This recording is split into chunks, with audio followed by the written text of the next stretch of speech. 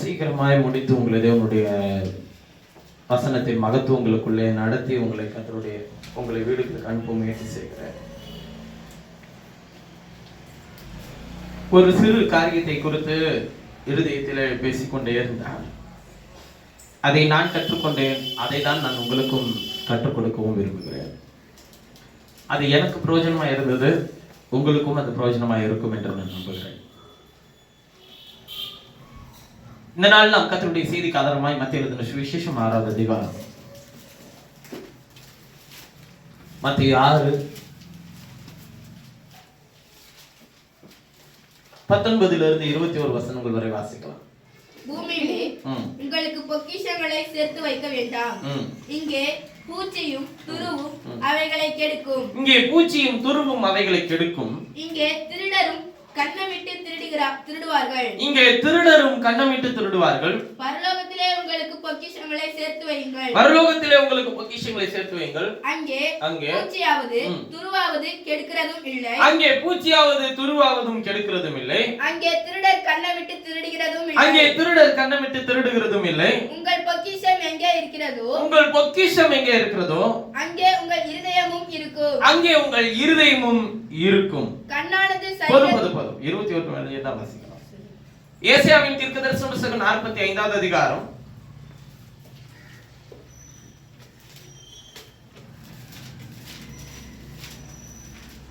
ஏசாயா 45 3-4 வசனத்தை வாசிக்கலாம்.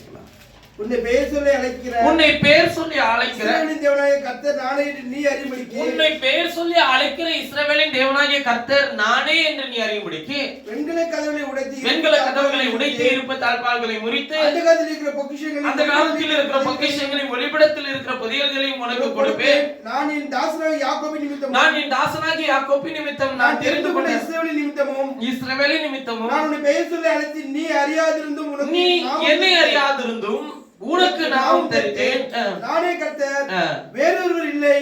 என்னை தவிர தேவன் இல்லை. போதும். இந்த நல்ல அற்புதமான காலை நேரத்திலும் கர்த்தருடைய செய்திக்கு ஆதாரமாய் நான் எடுத்துக்கொண்ட என்னுடைய மையப்பொருள், உங்கள் பொக்கிஷம் எங்கே இருக்க வேண்டும் என்கிற மையப்பொருளை கொண்டு பேச நான் விரும்புகிறேன். உங்கள் பொக்கிஷம் எங்கே இருக்க வேண்டும். இந்த நல்ல அற்புதமான காலை நேரத்திலும் கர்த்தருடைய செய்தி உங்களுக்கு பிரசங்கிக்கிறதில் நான் மிகுந்த சந்தோஷம் அடைகிறேன். இந்த பொக்கிஷங்கள் என்று சொல்லும்போது அதற்குள்ளே வெளியேறப்பட்ட விஷயங்கள் உள்ளே வைத்திருக்கிறதை தான் நாம் என்னன்னு சொல்லுவோங்க, பொக்கிஷங்கள். நேற்று ஒரு இடத்திற்கு நான் சென்று கொண்டே இருந்தேன். இதில் பயணிக்கும் போது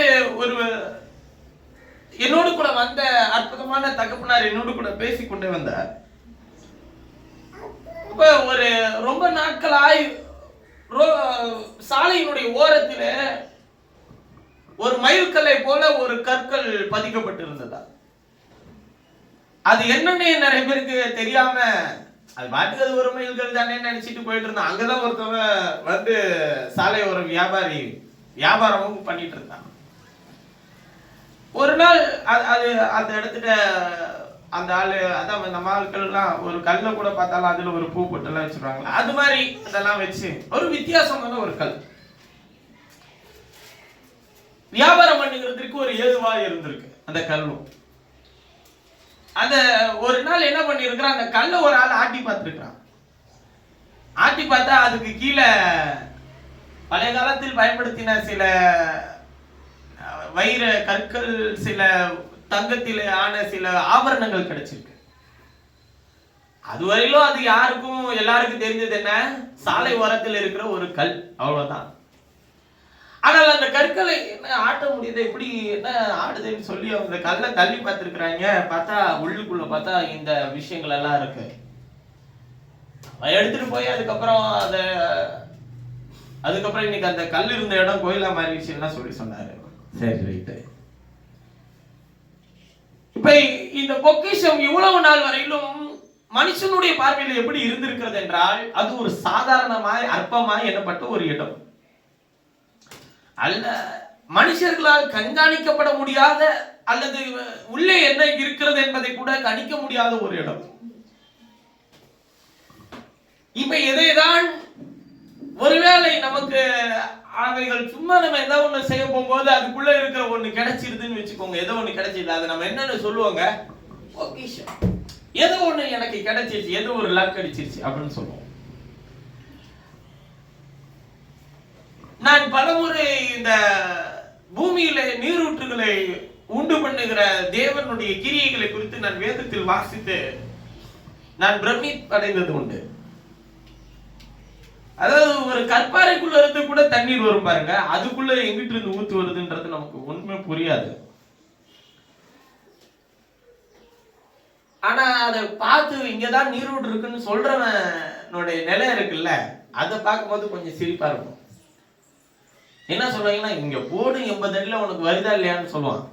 80 அடி போட்டா என்ன பண்ணாதுங்க, வராது. புகையா போன இடங்கள்லாம் உண்டு. தெரிந்த ஒரு இடத்தில் பல இடத்தில் ஓட்ட போட்டாச்சு, தண்ணி வரல. இப்ப இன்னொரு ஆள் சொல்லியிருக்காங்க நடுவுல போடுன்னு சொல்லி, அதுலயும் போட்டு பார்க்கலாம்னு காத்துக்கிட்டு இருக்காங்க. கவனிக்க, கீழே இருக்கிற நீரூற்றை யாராலும் என்ன பண்ண முடியாது. ஆனால் அது கிடைத்தால் அது என்னது தாங்க, பொக்கிஷன். இப்ப இது எல்லாத்துக்கும் ஒரே ஒரு காரணம், ஒரு மையமா இருக்கிறது. அது என்னவென்றால் மறைக்கப்பட்டு இருக்கிறது. உள்ளே இருக்கிற ஒரு ஜீவன் மறைக்கப்பட்டு இருக்கிற வரையிலும் எல்லாருக்கும் அது ஒன்றும் தெரியப்படுறதில்லை.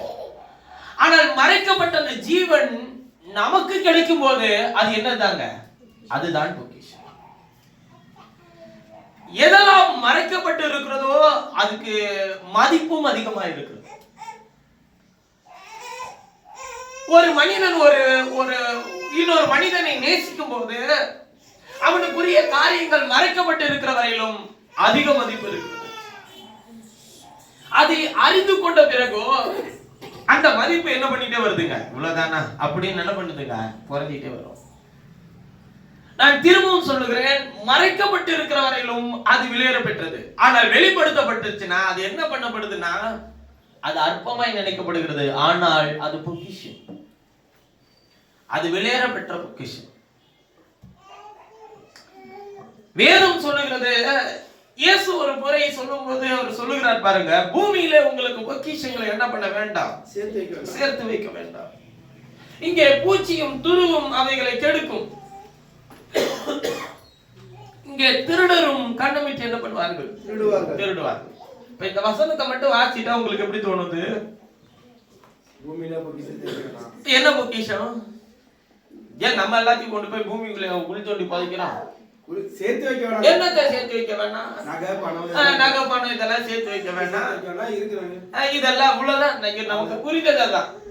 எங்க பணங்களை சேர்த்து வச்சா எந்த பூச்சிக்கு பணத்தை அடிக்குது? உலகத்தை ஸ்தம்பிக்க வைத்ததான ஒரு மிகப்பெரிய கொடிய வைரஸ் ஒண்ணு பரவிச்சு. உலகத்தையே லாக்டவுன் போட்டு உட்கார வச்சாங்க. அது எதுக்கு மட்டும் தடை போடாம இருந்துச்சுன்னா, எதை மட்டும் வீட்டை விட்டு விலைக்கையோ இல்லைன்னா என்ன பண்றதுங்க, அந்த தனிமைப்படுத்துறதுன்ற ஒரு விஷயம் பணத்துக்கு மட்டும் இல்லாம இருந்துச்சு. ஏன்னா அதுல என்ன பண்ணல, பரவாயில்ல. அது மனுஷனுடைய இருதயம் அப்படிதான். மற்ற எல்லாத்தையும் கழுவுவான், பணத்தை கல்வி என்ன பண்ண முடியல, ஒன்றும் செய்ய முடியல. இப்ப பணங்களை பொக்கிஷங்கள் பூச்சிகள் அரிக்கிறதா, அல்லது சேர்த்து வைத்திருக்கிற சில பொருள்களை பூச்சி அரித்து போடுகிறதா? துரு கெடுக்குன்றாரு. அங்கே திருடரும் என்ன பண்ணுவார்கள்ன்றாருங்க, கண்ணு விட்டு திருடுவார்கள்ன்றார். இப்ப நமக்கு தெரிஞ்சது என்ன, பணம் பொருள் நகைகள் இது எல்லாத்தையும் சேர்த்து வைக்காத. சேர்த்து வச்சுனாக்கா பூச்சி அரிச்சிடும், துரு அரிச்சிடும். அப்புறமேட்டு என்ன பண்ணுவான், திருடர் திருடிட்டு போயிடுவாங்க. இவ்வளவுதான் நமக்கு தெரியும். ஏன்னா பூமியில பொக்கிஷங்கள்னா நமக்கு தெரிஞ்சது எல்லாமே என்னதான், இந்த நகை பணம் இதெல்லாம் பொக்கிஷமா நீங்க கொஞ்சம் யோசிச்சீங்கன்னா அது பொக்கிஷமே கிடையாது. நான் தான் சொன்னேன், பொக்கிஷம்னா என்ன, மறைக்கப்பட்டு இருக்கிற ஒன்று நமக்கென்று கிடைக்குமானால் அதுதான் பொக்கிஷம். இங்க பணங்கள் மறைக்கப்பட்டு இருக்கிறதா? இல்லை. ஆனால் நம்முடைய பிரயாசத்தினால் நாம் அதை என்ன பண்ணுகிறோம்? இந்த பூமியில சம்பாதிக்கிறோம். பிரயாசத்துக்கேற்ற பலனை நாம் சம்பாதிக்கிறோம். இல்லை என்றால் அது நம்மிடத்துக்கு என்ன பண்றதில்லை, வரதில்லை. இப்ப எந்த பொக்கிஷத்தை குறித்து அவர் சொல்லுகிறார்? 20வது வசனத்தை வாசிக்கும் சொல்றாரு. அப்படியே நேர எதிராக ஒரு விஷயத்தை இங்க சொல்றாரு. பரலோகத்தில் உங்களுக்கு என்ன சேர்த்து வையுங்கள்? பொக்கிஷங்களை சேர்த்து வையுங்கள். பொக்கிஷங்களை சேர்த்து வையுங்கள். அங்கே பூச்சியாவது துருவாவது கெடுக்கிறதும் இல்லை, அங்கே திருடர் கண்டுபிட்டு திருடுகிறதும் இல்லை. இப்ப இங்க பொக்கிஷம் நீங்க சொன்னது என்ன? பண நகை. அப்ப இந்த பண நகையை பரலோகத்துல டெபாசிட் பண்ணி வச்சுக்கலாமா? அப்ப பொக்கிஷம் என்பது அது அல்ல. அப்ப இங்கே எந்த பொக்கிஷத்தை சொல்றாரோ இங்க அதை சேர்த்து வைக்காத, அதே பொக்கிஷத்தை நீ அங்க சேர்த்து வைன்றார். அப்ப பொக்கிஷம் என்பது எதை என்பதை தான் நம்ம முதல்ல கண்டுபிடிக்கணும். அதன் பிறகுதான் முதல்ல எங்க சேர்த்து வைக்கணும், எதற்கென்று அந்த பொக்கிஷத்தை நாம் பாதுகாக்கணும் அப்படின்றதை நம்ம கண்டுபிடிக்கணும். ஏன்னா இங்க பூச்சி இருக்கிறது, துரு இருக்கிறது. திருடர் கண்டுபிட்டு என்ன பண்ணுவார்கள்? திருடுவார்கள். 21வது வசனத்தில் அவர் சொல்லும்போது அழகா சொல்லி முடிச்சிட்டாரு பாருங்க. உங்கள் பொக்கிஷம் எங்க இருக்கிறதோ அங்கே உங்கள் இருதயமும் இருக்கும். இப்ப அது பணம் இல்ல, நகை இல்ல அப்படின்றது உங்களுக்கு தெளிவா தெரிஞ்சிடும். எப்போதுமே உங்க இருதயம் பாக்கெட்ல இருக்கிற பணத்து மேலையும் போட்டிருக்கிற நகை மேலையுமா இருக்குது? இல்லையா? என்னதான் இருந்தாலும் மனுஷனுக்கு இன்னும் இது இல்லையேன்ற கவலை இருக்குதா இல்லையா? இருக்கும். அப்ப எது பொக்கிஷன்றத முதல்ல கண்டுபிடிக்கணும். பாருங்கள், இப்ப நம்ம கொஞ்சம் ஏசியாவுக்கு போவோம். அதன் பிறகு நம்ம இங்க வரோம். எது பொக்கிஷன்றத கண்டுபிடிக்கணும். ஏசியாவின் தீர்க்கதரிசி புத்தகம் 45வது அதிகாரம் 3வது வசனத்தை வாசிப்போம். உன்னை பெயர் சொல்லி அழைக்கிற இஸ்ரவேலின் தேவனாகிய கர்த்தர் நானே என்று நீ அறியும்படிக்கின்றார். பெண்களுக்கு நம்ம இங்க இருப்போம், கொஞ்சம் நம்ம நிறுத்துவோம். பெயர் சொல்லி அழைக்கிற இஸ்ரவேலின் தேவனாகிய கர்த்தர் நானே என்று நீ அறியும்படிக்கு. இப்ப பொக்கிஷம் அழைக்கப்பட்டால் ஒழிய அது பொக்கிஷம் என்பதே நமக்கு தெரியாது. உள்ளே ஒன்று அது மறைந்திருக்கிறது. ஒரு தண்ணீர் பூமி கடியிலே மறைந்திருக்கிறது. நாம் துளையிடுகிறோம். இங்க ஒரு வேலை இருக்குன்னு நினைச்சு நம்ம துளையிடுறோம்னு வச்சுக்கோங்க. வந்துச்சுன்னா அது நமக்கு என்னதாங்க? அதுதான் பொக்கிஷம். ஆனால் எவ்வளவு நாட்கள் அதை கவனித்துக் கொண்டே இருக்கிறோம், அதை பயன்படுத்துகிறோம். அது ஊறுகிற நீரூற்றாய் இருக்கும். பொக்கிஷம் என்பது தற்காலிகமாய் கொடுத்து அது அழிந்து போகிறதல்ல, அது தந்து கொண்டே இருக்கும். நகைகள், பணங்கள் இதெல்லாம் தற்காலிகமானது. அது ஒரு நாள் அழிந்து போகும், அது தந்து கொண்டே இருக்காது. ஆனால் தேவன் கொடுக்கிற பொக்கிஷம் என்பது அது விலையேற பெற்றது. அது என்ன? எங்கே இருந்து நம்மை அழைத்திருக்கிறார்? தேவன் அந்தகார இருளில் நின்று ஒரு ஜீவ தண்ணீர், ஒரு தண்ணீர் பூமிக்கு அடியிலே ஒரு அந்தகாரத்திற்குள்ளே இருக்கிறது. அது வெளியே வருகிறதற்கு ஒரு அழைப்பின் சத்தம் தேவைப்படுகிறது. அந்த அழைப்பின் சத்தத்தினால் தான் அந்த தண்ணீர் வெளியே வர முடியும். தேவன் தம்முடைய மகிமை எல்லாவற்றையும் விட்டு அடிமையின் ரூபம் எடுத்து மனுஷர் சாயல் ஆனார். எதற்காக ஆனார்? அவர்தான் ஜீவ தண்ணீர், அவர்தான் ஜீவப்பம், அவர்தான் நல்ல மேய்ப்பன், ஆடுகளுக்கு பிரதான மேய்ப்பன் அவர்தான். அவர்தான் அந்த ஜீவ தண்ணீராக இருப்பாரானால் ஏன் அவர் ஜீவ தண்ணீராக வேண்டும்? ஏன் அவர் ஜீவப்பம் ஆக வேண்டும்? ஏன் அவர் ஆடுகளுக்கு பிரதான மேய்ப்பன் ஆக வேண்டும்? வேதம் தெளிவாய் சொல்லுகிறது, பிள்ளைகள் மாம்சத்தின் இரத்தத்தை உடையவராயிருக்க அவரும் அவர்களைப் போல என்ன ஆனார்? மாம்சத்தின் இரத்தத்தை உடையவரானார். ஆமென். அப்ப ஜீவ தண்ணீராகிய அவர் நமக்கு வெளிப்பட நம்மை அழைக்கிறதுக்காக தான் அவர் வந்தார். அல்லேலூயா. அப்ப அந்த ஊற்றிலே அங்க மறைந்திருக்கிறதான ஒரு தண்ணீர் என்னவென்றால் அது தேவனுடைய சரீரமாகிய சபைதான். உங்களை ரட்சிக்கிறதுக்காக தான் அவர் வெளியே அழைத்து வந்தார். அவர் அழைப்பின் சத்தம் இல்லாமல் பொக்கிஷம் வெளியே வந்திருக்காது. எது பொக்கிஷம் என்று அவர் சொல்லுகிறார் என்றால் அவர் உங்கள் ஆத்மாவை தான் பொக்கிஷம் என்று அவர் சொல்லுகிறார். பொக்கிஷம் என்றால் விலையேறப்பட்டதை காத்துக் கொள்ளக்கூடிய ஒரு இடம் அது. ஆனால் மனுஷர்களுடைய பார்வையில் அது அற்பமாக இருக்கக்கூடிய ஒரு இடம், யாரும் கண்டு கொள்ள முடியாத ஒரு இடம், யாராலையும் மதிக்கப்பட முடியாத ஒரு இடம். ஆனால் அதற்குள்ளே அவ்வளவு விஷயங்கள் இருக்கிறது என்பதை யாருக்கு மாத்திரம் தெரிந்திருக்குங்க? தேவனுக்கு அறிந்திருக்கு. அதனாலதான் அவர் சொல்லுகிறார், நான் உன்னை பேர் சொல்லி அழைக்கிற இஸ்ரவேலின் தேவனாகிய கர்த்தர் நானே என்று நீ அறிமடிக்கு. முதல்ல நீ தெரிஞ்சுக்க, நீதாயா பொக்கிஷம். உனக்குள்ளதான் அந்த பொக்கிஷமே இருக்கு. என்னன்னு கேட்டீங்கன்னா, இந்த ஆத்மா இருக்குல்ல, இந்த ஆத்மாவுக்குள்ள தேவன் தம்முடைய ஜீவனை வைக்க விரும்புகிறார். அந்த ஜீவனை பாதுகாக்கிற ஒரு இடமே பொக்கிஷம் தான். எந்த ஜீவனை? நம்முடைய ஜீவனை அல்ல, தேவனுடைய ஜீவனை. இயேசு சொல்லும்போது சொல்லுகிறார், நான் ஆடுகளுக்காக ஜீவனை கொடுக்கிறேன், அந்த ஜீவன் பரிபூர்ண படமும் வந்தேன் என்று அவர் சொல்லுகிறார். அப்ப ஜீவனை பாதுகாக்கக்கூடிய உங்கள் ஆத்மாவும் தேவனுடைய பார்வையில அது என்னவா தான் இருக்குங்க? பொக்கிஷமாக தான் இருக்கு. அதனாலதான் அவர் சொல்றாரு, பூமியிலே உங்கள் பொக்கிஷங்களை, உங்கள் ஆத்மாவிலே பூமிக்குரிய காரியங்களை, பூமிக்குரிய கவலைகளை, பூமிக்குரிய நெருக்கடிகளை, பூமிக்குரிய செழிப்பை, பூமிக்குரிய ஆசீர்வாதங்களை உங்கள் இருதயத்தில் இப்படி இருக்கலாம், அப்படி இருக்கலாம், அதை பண்ணலாம், இதை பண்ணிடலாம், இதெல்லாம் பார்த்து என்ன பண்ணாத, சேர்த்து வைக்காத. அங்கே பூச்சியாவது துருவாவது உன்னை என்ன பண்ணும்? கெடுக்கும். திருட ஒருத்தன் இருக்கிறான், அவன் கண்ணை விட்டு திருடுவான். எப்படி திருடுவான்? நீங்கள் சேர்த்து வைக்கிறதையா?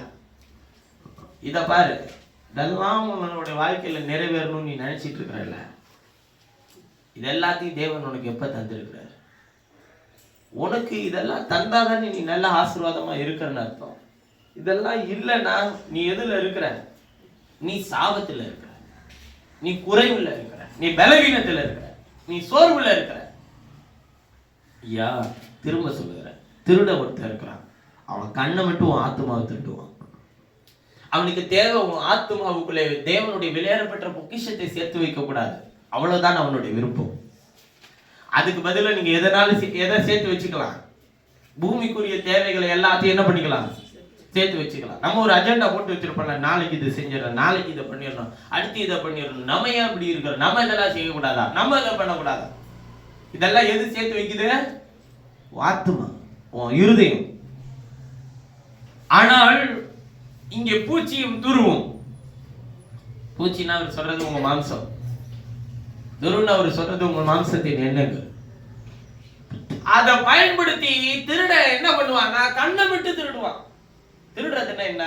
எதை திருடுவா? உங்க ஆத்மாவில சேர்த்து வச்சிருக்கிறத இல்லைங்க, உங்க ஆத்மாவே திருட்டு போயிடுவான், பொக்கிஷத்தை தூக்கி போயிடுவான்.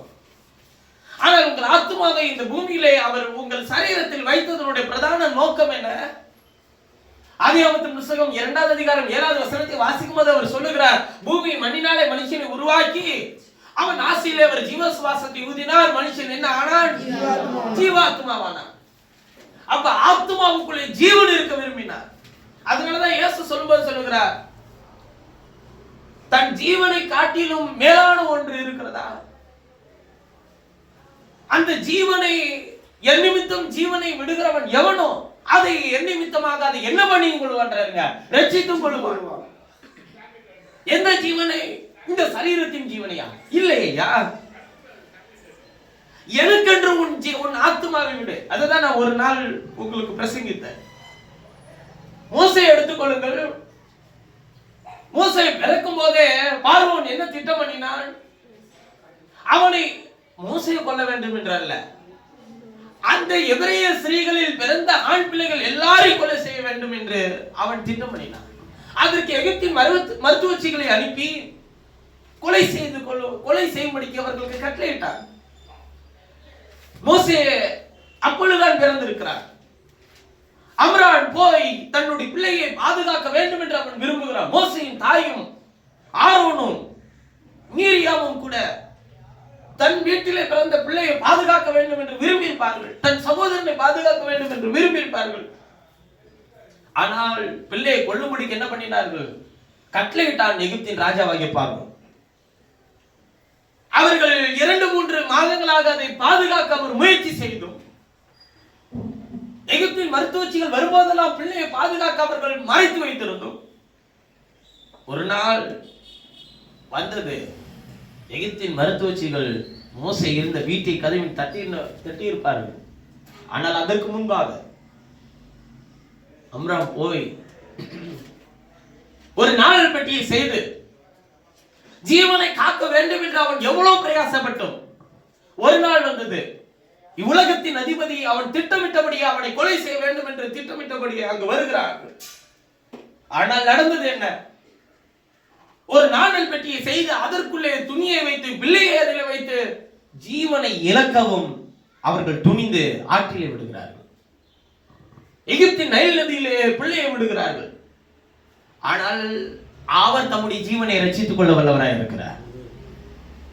எந்த கட்டளை எங்கிருந்து பிறந்ததோ அதே இடத்தில் பிள்ளையை கொண்டு போய் நிறுத்துகிறார். அந்த பார்வோனுடைய குமாரத்தினுடைய மகளுடைய கண்களிலே கர்த்தர் தயை கிடைக்க பண்ணுகிறார். பிள்ளையை எடுத்து அவளை வளர்க்கிறார். நீ உன் ஜீவனை பாதுகாக்க எவ்வளவு முயற்சி செய்தார், அதை அவர்தான் பாதுகாக்க வேண்டும் என்பதை அறிந்து கொள்ளும்படிக்கு உனக்கு ஒரு நாளை கர்த்தர் கட்டளையிட்டிருப்பார். அப்ப வேதம் எப்படி சொல்லுதுன்னா, உன்னை முதல்ல நீதான் பொக்கிஷம். உன்னை அந்தகார இருளி நின்று என்ன பண்ணியிருக்கிற? ஆச்சரியமான ஒளி நடத்துக்கு என்ன பண்ணியிருக்கிற?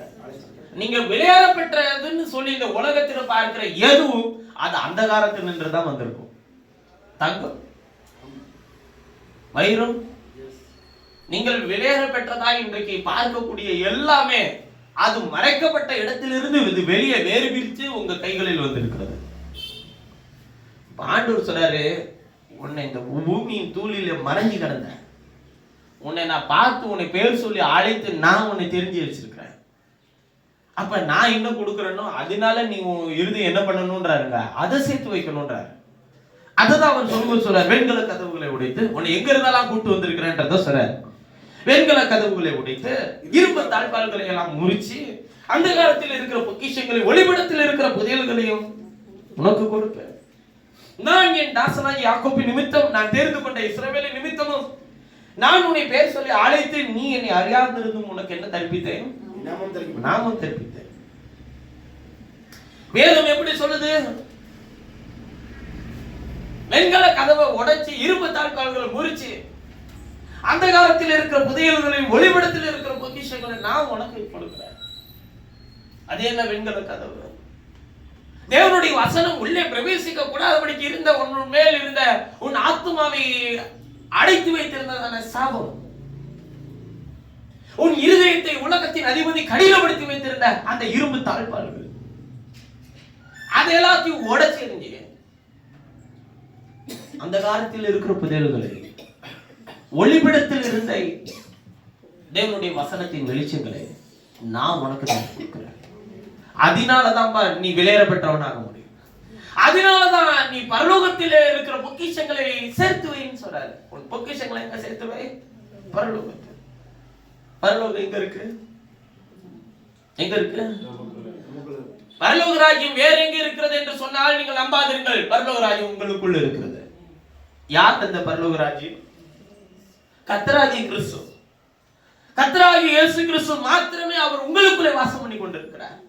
அவர் உங்களுக்குள்ளே உலாவி உங்கள் தேவனாய் இருக்கிறார். தேவனுக்கு பேர பிள்ளைகள் கிடையாது. தேவனுக்கு குமாரரும் குமாரத்திகள் உண்டு. அதாவது நான் ஒருத்தர்கிட்ட கேட்டேன், தேவன் தம்முடைய ஒரே பேரான குமாரனை தந்து உலகத்தில் அன்பு கூர்ந்தார் அப்படின்னு சொல்லி சொல்றாங்க. சரி, ரைட், பைபிள் சொல்லுது, அதை நான் விசுவாசிக்கிறேன். வேதம் ஒன்றை சொன்னால் அதை முழு இதயத்தோடு விசுவாசிக்க வேண்டும்.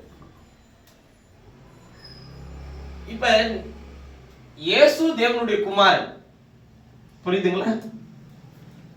இயேசு தேவன் அல்ல. இயேசு யார்? தேவனுடைய குமாரன் மாத்திரம். அவரை தேவன் என்று சொல்லாதிருங்கள் என்று சொன்னார். இயேசு தேவன் இல்லையா? தேவனுடைய குமாரன் மாத்திரமா?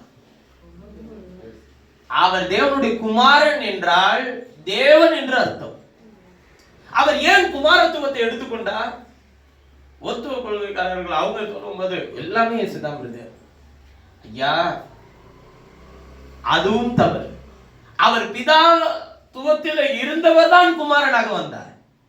குமாரத்துவத்தை அவர் எடுத்துக்கொண்டதுக்கு ஒரு காரணம் இருக்கிறது. நம்மை குமாரரும் குமாரத்திகளுமாய் மாற்றுகிறதுக்கு.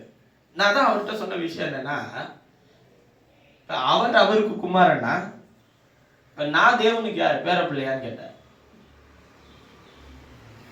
அவர் அவருக்கு குமாரன்னா இப்ப நான் பேர பிள்ளையா?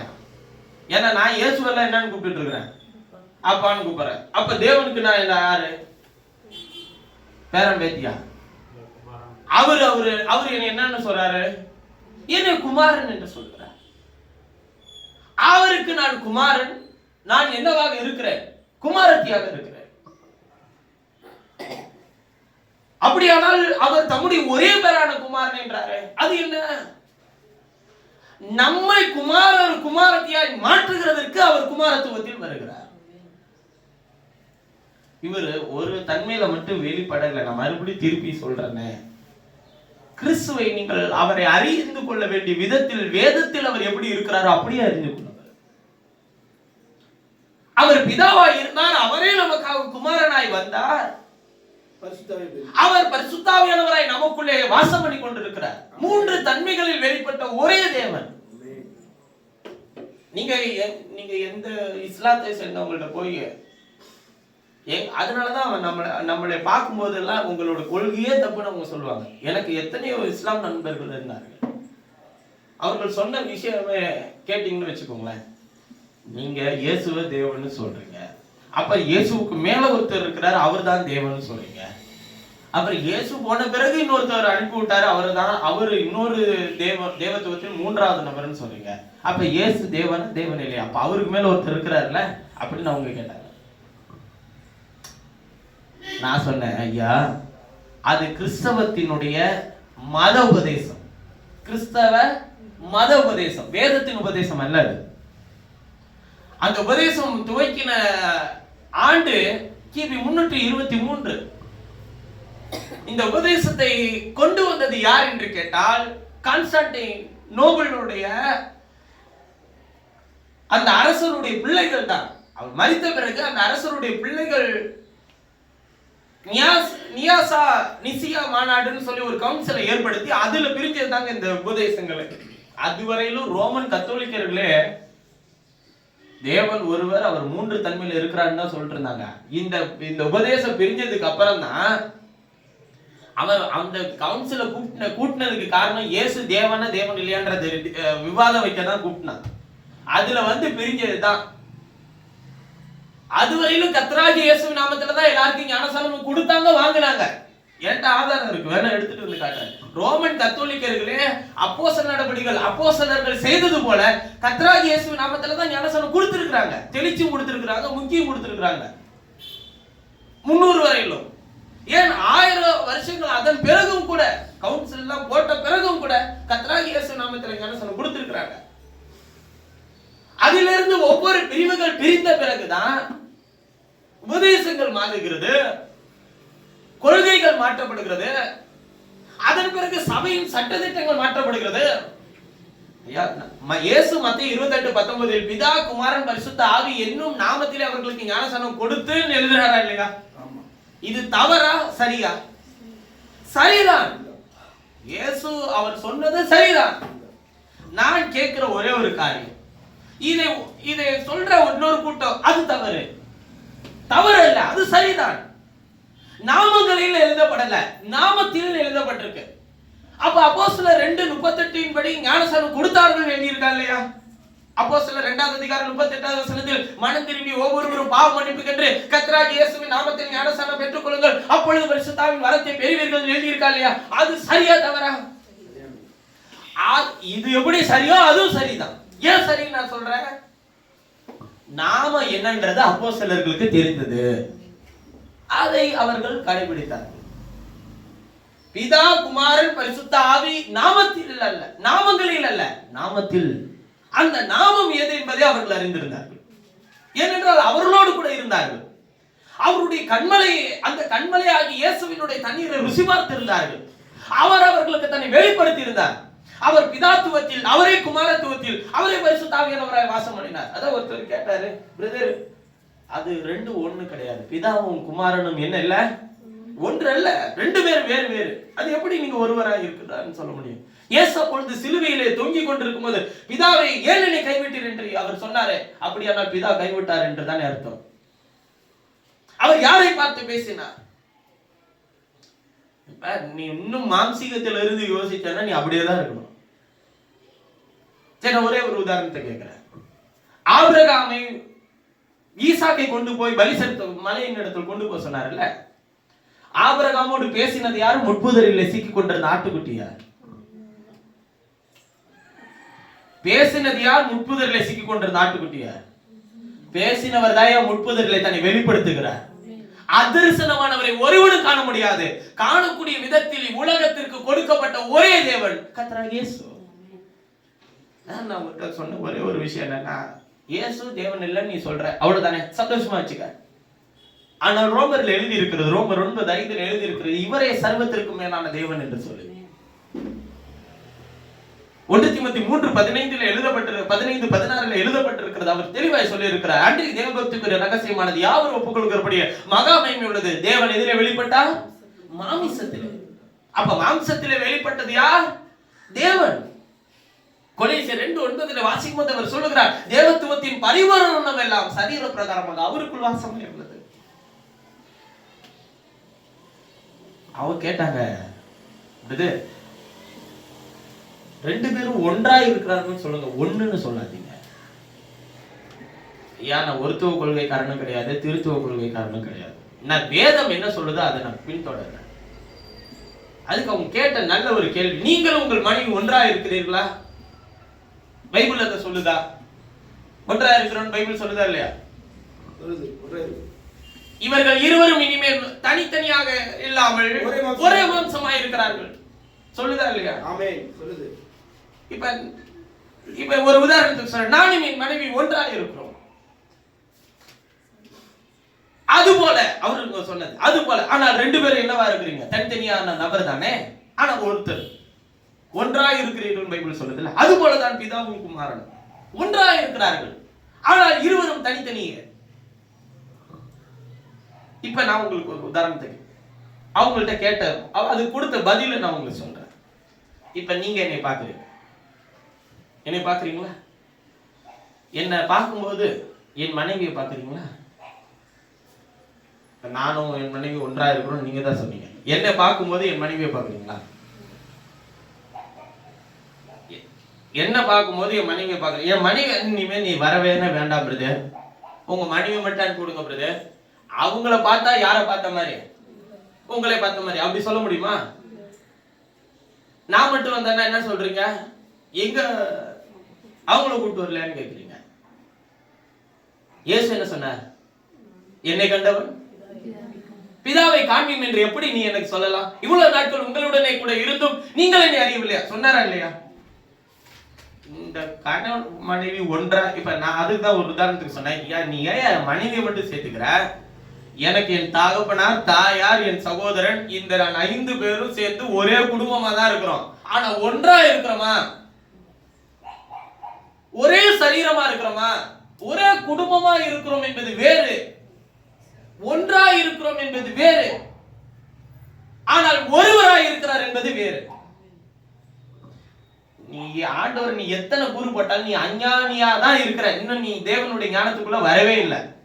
இவருக்கு என்னங்க பிதா குமாரன் பரிசுத்த ஆவி 3 தன்மை மட்டும் தான் இருக்கா? இவருக்கு பிரதான ஆசாரியர் மெல்கிசேதேக்கு, அவர் சாலேமின் ராஜா, நீதியின் ராஜா. இதெல்லாம் எங்க வைப்பீங்க? எந்த இன்னும் போனா அப்படி கிறிஸ்தவம் எங்க போயிட்டே இருக்க? உங்கள் தேவன் எத்தனை தேவனா இருக்கிறார்? அதனாலதான் பாருங்க, யூதர்கள் ஏற்றுக்கொள்ள மாட்டாங்க. நீங்கள் கிறிஸ்தவர்களை அவர்கள் ஏற்றுக்கொண்டு இருக்கிறாங்களான்னு போய் பாருங்க. இங்க இருந்து ஒருத்தர்லாம் கர்த்தர் என்னை யூதர்களுக்கு இஸ்ரவேல் நாட்டுக்கு கர்த்தர் என்னை ஊழியனாக அனுப்புகிறார் சொல்லி எல்லாம் போய் பார்த்தாரு. ஒருத்தவங்க கூட மதிக்கல. காரணம் என்ன? யூதர்கள் ஏற்றுக்கொள்ள மாட்டார்கள் இவர்களுடைய உபதேசத்தை. காரணம் என்னன்னு நீங்க நினைக்கிறீங்க? இவன் 3 பேர் ஒன்னா இருக்கிறாங்கன்றாங்க, அதை ஏற்றுக்கொள்ள மாட்டாங்க. ஏனென்றால் அவர்களுக்கு தெரியும் யாவே மாத்திரம் தான் தேவன். கர்த்தர் என்றால் யாவே என்கிற வார்த்தை பயன்படுத்தப்பட்டிருக்கிறது. யெகோவா என்கிற நாமம் உச்சரிக்கப்பட்டது, அவருக்கு அதோனாய் என்கிற நாமம் உச்சரிக்கப்பட்டது. மனுஷர்கள் தேவனுக்கு வைத்த பேரு தாங்க அதோனாய். ஏன்னா யாவேன்னு உச்சரிக்கும் போதெல்லாம் நிறைய பேர் செத்துட்டே வந்தான். கர்த்தர் சொல்றாரு, என் நாமத்தை வீணிலே வழங்காதிருப்பாயாகன்னு சொன்ன வார்த்தையை உறுதிப்படுத்த முடியும். கர்த்தர் அழிச்சுட்டே வர்றாரு பாருங்க. அதனால யாவேன்ற வார்த்தையை உச்சரிக்காம அதோனாய் என்ற வார்த்தையை பயன்படுத்தினார்கள் இஸ்ரவேலர்கள். அதோனாய் என்றால் எஜமானனே என்ற அர்த்தமா. இந்த யாவேவும் அதோனாயும் ஒண்ணு சேர்ந்துதான் யெகோவாவாய் மாறினது. அதுவே அவர் என்ன பண்ணிட்டாருன்னா அதை அங்கீகரித்து யெகோவா என்பதை நாம சங்கீர்த்தனம் சொல்லி சொன்னார். நீ வச்ச பேரை நான் அங்கீகரிச்சுக்கிறேன்னு சொல்லி அவர் ஏற்றுக்கொண்ட ஒரு பேர் யெகோவா. இதை பிடிச்சிக்கிட்டு ஒரு தனி கேங் குரூப், அவங்களுக்கு பேர் யெகோவா சாட்சிகள். விட்னஸ்னா சாட்சி. இவங்க தான் அந்த யெகோவாவுக்கு பேர் வச்சதுக்கான சாட்சி. இவங்க தான். யெகோவா என்கிற நாமத்துக்கு என்ன அர்த்தம்? நித்திய கன்மலை என்ற அர்த்தம். ஏசாயாவிலே எழுதி இருக்கிறது யெகோவா என்றால் நித்திய கன்மலை. அந்த நித்திய கன்மலை தான் கர்த்தராகிய இயேசு. நீ பழைய ஏற்பாட்டுல இருந்து புதிய ஏற்பாடு வரையிலும் நீ எங்கிட்ட இருந்து திருப்பி பரண்டு படிச்சு நீ தலைகள் தான் நின்று படிச்சு பார்த்தாலும் அவர் 3 தன்மையில வெளிப்படுத்தின ஒரே தேவன் சொல்லி நிரூபிச்சுட்டு போயிட்டே இருப்பார். இயேசுவே சொன்னார், நானும் என் பிதாவும் என்னவா இருக்கிறோம்? ஒன்றாய் இருக்கிறோம். அதை நீங்கள் இதுல தமிழ் பைபிள்ல வாசிச்சா ஒன்றாய் இருக்கிறோம். ஆங்கில வேதாகமத்துல நானும் அவர் ஒண்ணுதாயா. நானே அவர் என்று நீங்கள் விசுவாசியாவிட்டால் உங்கள் பாவங்களில் நீங்கள் என்ன ஆவீர்கள்? சாவீர்கள். இயேசுவே சொன்னார், நான் என் பிதாவின் நாமத்தில் வந்திருந்தும் நீங்கள் என்னை ஏற்றுக்கொள்ளவில்லை, வேறொருவன் தன் சுயநாமத்தில் வருவான், அவனை நீங்கள் என்ன பண்ணுவீர்கள்? ஏற்றுக்கொள்வீர்கள். இப்ப என்ன பிரச்சனைன்னு கேட்டீங்கன்னா, இது ரெண்டும் தனித்தனி உபதேசமா பிரிஞ்சு போய் நாங்கள் தேவன் ஒருத்தர் விசுவாசிக்கிறோம், நீங்க தேவனை 3 பேரும் விசுவாசிக்கிறீங்க, அதனால இனிமே உனக்கு எனக்கு என்னவே இல்லை. அதை சொல்றேன், எங்க சத்தியம் உங்க சத்தியம் 2 பேரும் எதான் சத்தியமானது? என்ன? வசனமே சத்தியம்.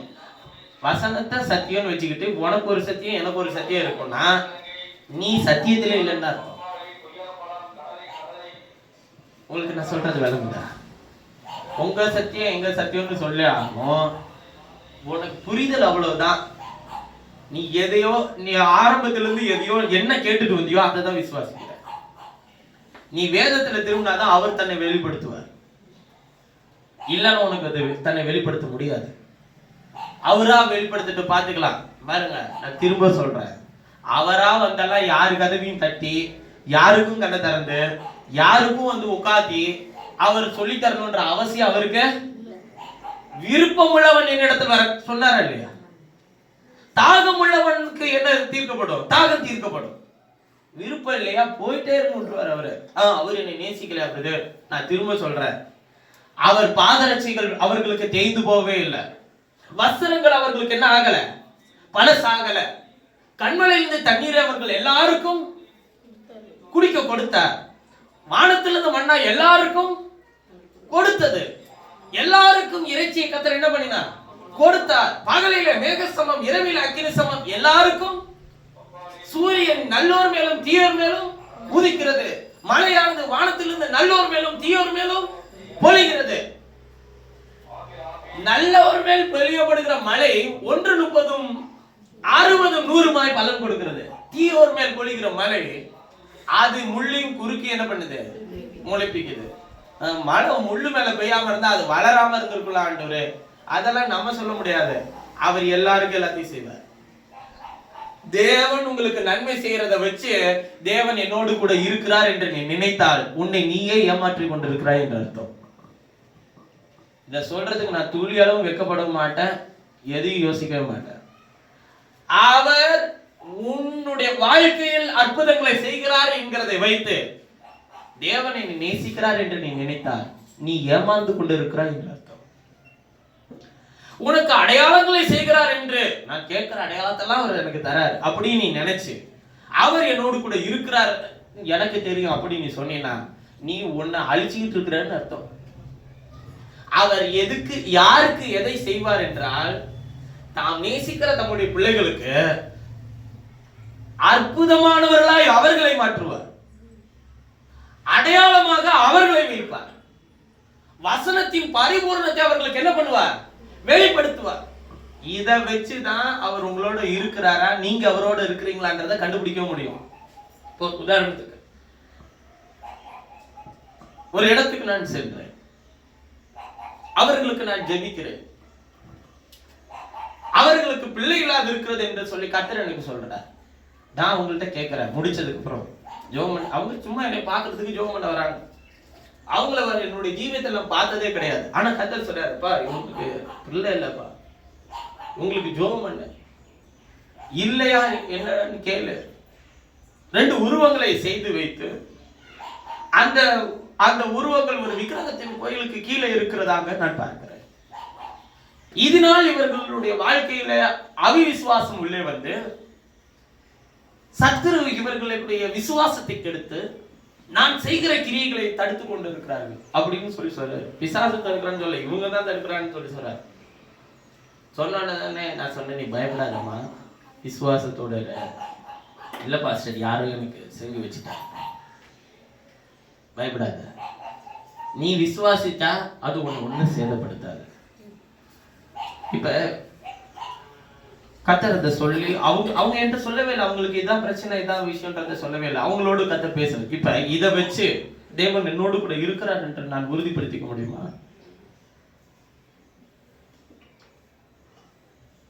நான் சொல்றேன்னே, இது அப்ப இதெல்லாம் அவர் இல்லாம உங்களுக்கு வெளிப்படுத்துவார். அவருக்கு ஐயா அவர் இருக்கிறார் தாயா, ஆனால் இது ஊர்ஜிதப்படுத்த முடியாது, இது கடைசி வரையிலும் என்னோடு கூட வரலாம், இந்த வரங்கள் வல்லமைகள் கிரியை செய்யலாம், இதனால் தேவன் என்னோடு இருக்கிறார் என்பதை நம்ப முடியாது.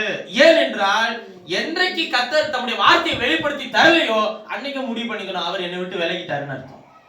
இப்ப நான் அவரோட நிலைச்சி இருக்கிறதுக்கு நான் என்ன செய்யணும்னு கேட்டா, என்னை இன்னும் பரிசுத்தப்படுத்திக்கணும், என்னை இன்னும் அவரோடு கூட இணைச்சிக்கணும், இன்னும் அவருடைய சித்தத்தை செய்கிறதுக்கு என்ன ஆண்டவரை நீ சொல்லி இருக்கிறேன் என்று கேட்கணும். இதனால மட்டும்தான் நான் அவர் என்னோடு இருக்கிறேன், நான் அவரோடு இருக்கிறேன் என்று உறுதிப்படுத்திக்கலாம். அற்புத அடையாளம் ஒண்ணும் கிடையாது ஐயா, வரங்கள் வல்லமையெல்லாம் ஒண்ணும் கிடையாது ஐயா. அதை வச்சு தேவன் இருக்கிறார் என்பதை நீங்கள் கணிப்பீர்களானால் ஏமாந்துடுவீங்க. ஏனென்றால் அவர் பிசாசுக்கு கொடுத்த வரங்களை கூட என்ன பண்ணிக்கல, ஒரு ஒன்ன கிஃப்டா கொடுத்தாருன்னா அதை வாங்கவே மாட்டார். வரம் என்றால் என்ன? கிஃப்ட். சிலர் அந்நிய பாஷைகளை பேசலாம், சிலர் தீர்க்க தரிசனங்களை உரைக்கலாம், சிலர் அற்புதங்களை செய்யும் சக்தியை பெற்றவர்களாக இருக்கலாம், சிலர் பாஷைகளை வியாக்கியானம் கூட பண்ணலாம். அதனால் தேவன் அவர்களோடு கூட இருக்கிறார் என்பதை நீங்கள் அறிந்து கொள்வீர்களானால் உங்களை அவர்கள் ஏமாற்றுவார்கள். ஏனென்றால் வேதம் தெளிவாய் சொல்லுகிறது, தீர்க்க தரிசனங்கள் ஆனாலும் ஒளிந்து போகும், அந்நிய பாஷைகள் ஆனாலும் ஒளிந்து போகும். எது ஒளிந்து போகாது? அதை கிரியை செய்யறதுக்கு தான் இங்க பிரச்சனைங்க. நீங்க அதெல்லாம் அடிச்சு முளைக்கிடலாம், பிரச்சனை கிடையாது. எவ்வளவு நேரம் பேச முடியும்? 1 மணி நேரம், 2 மணி நேரம் அந்நிய பாஷைகளில் தீர்க்க தரிசனங்களில் பேச முடியும், வியாக்கியானிக்க முடியும், அற்புதங்கள் அடையாளங்களை செய்ய முடியும். ஆனா அன்பு ஒரு நாள் ஒரு கால் ஒளியாதுன்றார்ல, அது 24 மணி நேரமும் தூக்கி சுமந்துக்கிட்டு அது இப்படி கிரியை செய்தாகணும். நீங்க நடிக்கலாம் முடியாது, ஏமாத்த முடியாது. வெட்ட வெளிச்சத்துக்கு காக்கா புறா வேஷம் போட்டுச்சுன்னா காட்டி விட்டுட்டு போயிட்டே இருப்பார் ஆண்டவர். அதனாலதான் சொல்றாரு, அவர்கள் கனிகளினாலே நீங்கள் அவர்கள் அறிவீர்கள், அவர்கள் வரங்களினாலே அல்ல. காட்டிடுவார் பார்த்துக்கோங்க அவங்கள. அதனாலதான் சொல்றாரு, அவர் பொக்கிஷத்தை, மாம்சீகத்தின் பொக்கிஷத்தை, உலகத்தின் பொக்கிஷத்தை உன் இருதயத்துல சேர்த்து வைக்காத.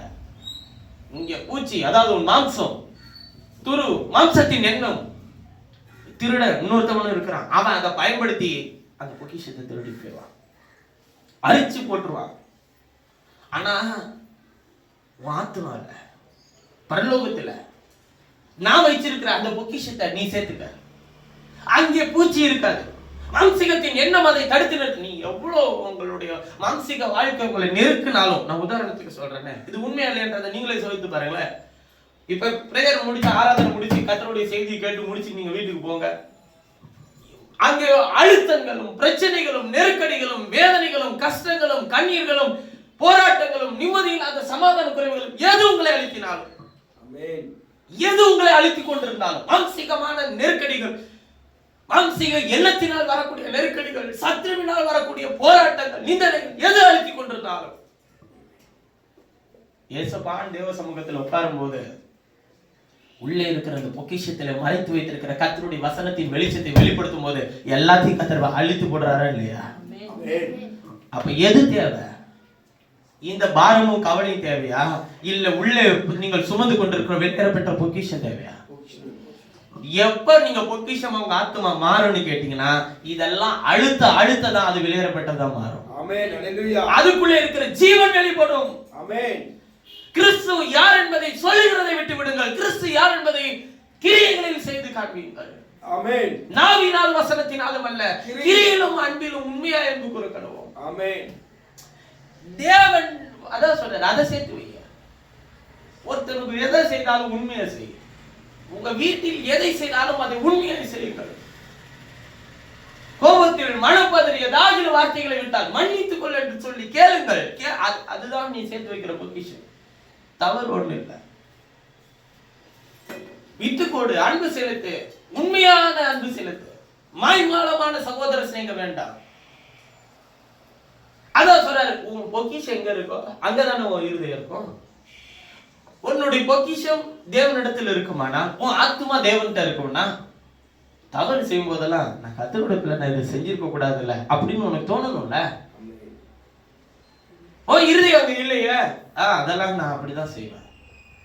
என்னையெல்லாம் யாரும் திருத்த முடியாது. எனக்குன்னு யாரு இருக்கா? உனக்குன்னு யாரும் இல்லைனாலும் பரவாயில்ல, நீ அவருக்காக நில்ல. எனக்கு யார் என்ன செய்தா? உனக்கு யாரு ஒண்ணு செய்யணும்னு அவசியம் இல்லையா? ஆண்டவர் சொல்லி இருக்கிறாரா, உனக்கு யாரு ஏதாச்சும் ஒண்ணு செய்யணும்னு நீங்க விரும்பினா அதுக்கு கர்த்தர் கட்டளையிட்டாதாங்க உனக்கு யாராச்சும் செய்ய முடியும். காகம் என்ன கொண்டு வந்து குடிச்சிச்சு இல்லையாவுக்கு? அப்பவும் இறைச்சி கொண்டு வந்து கொடுத்துச்சா இல்லையா? காகத்தோட குணாதிசயம் என்ன? நீ வச்சிருந்தா அழுத்து போகும். கதை கூட சின்ன வயசுல பாட்டி சொல்லி தராங்க. பாட்டிக்கு வடை சுட்டுச்சு, காக்கா அதை திருடிட்டு போச்சு. அதோட குணாதிசயம் அதான்.